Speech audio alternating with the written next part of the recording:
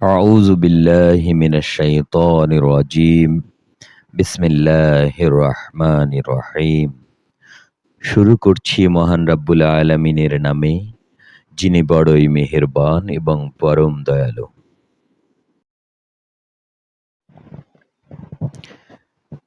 ইরশাদ হচ্ছে সূরা ইউসুফ এর ২১ থেকে ২৯ নম্বর আয়াতের।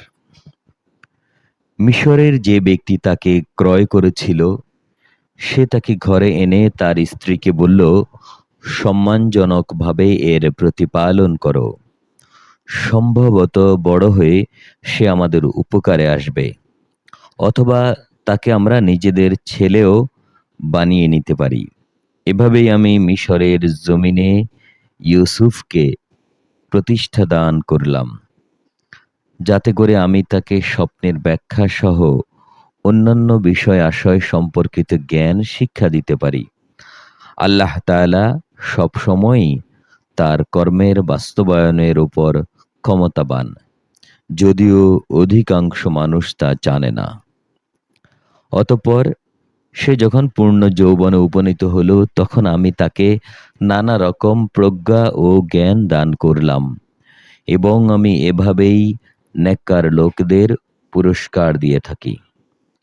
একদিন এমন হলো যে, সে যে মহিলার ঘরে থাকত, সে তাকে তার প্রতি অসৎ উদ্দেশ্যে আকৃষ্ট করতে চাইল, এবং এই উদ্দেশ্যে সে তার ঘরের দরজাসমূহ বন্ধ করে দিয়ে তাকে বলল, এসো। এই অশ্লীল প্রস্তাব শুনে সে বলল, আমি আল্লাহ তাআলার কাছে আশ্রয় চাচ্ছি। অবশ্যই তিনি আমার রব, তিনি আমার উৎকৃষ্ট আশ্রয়। আল্লাহ তাআলা অকৃতজ্ঞ জালেমদের কখনো সাফল্য দেন না। সেই মহিলা তার প্রতি অসৎ কাজের এরাদা করল, এবং সেও তার প্রতি এরাদা প্রায় করেই ফেলেছিল, যদি সে তার মালিকের নিদর্শন প্রত্যক্ষ না করত। এভাবেই আমি ইউসুফকে নৈতিকতার উচ্চ মানে প্রতিষ্ঠিত করলাম, যেন আমি তার থেকে অন্যায় ও অশ্লীলতাপূর্ণ কাজ থেকে দূরে সরিয়ে রাখতে পারি।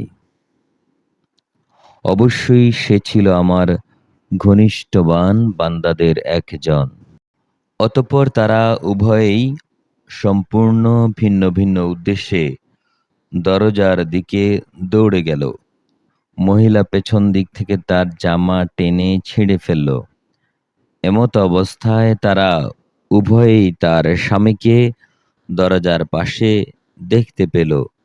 তখন মহিলাটি ইউসুফকে অভিযুক্ত করে বলল, কি শাস্তি হওয়া উচিত সেই ব্যক্তির, যে ব্যক্তি তোমার স্ত্রীর সাথে অশ্লীল কাজের ইচ্ছা পোষণ করে?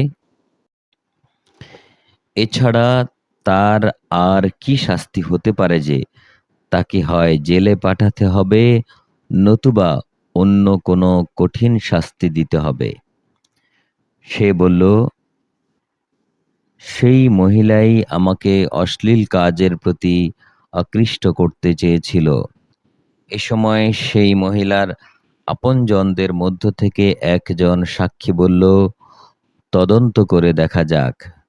যদি তার জামার সম্মুখ ভাগ ছেঁড়া হয়ে থাকে, তাহলে বুঝতে হবে অভিযোগের ব্যাপারে সে মহিলা সত্য বলেছে, এবং সে হচ্ছে মিথ্যাবাদীদের একজন।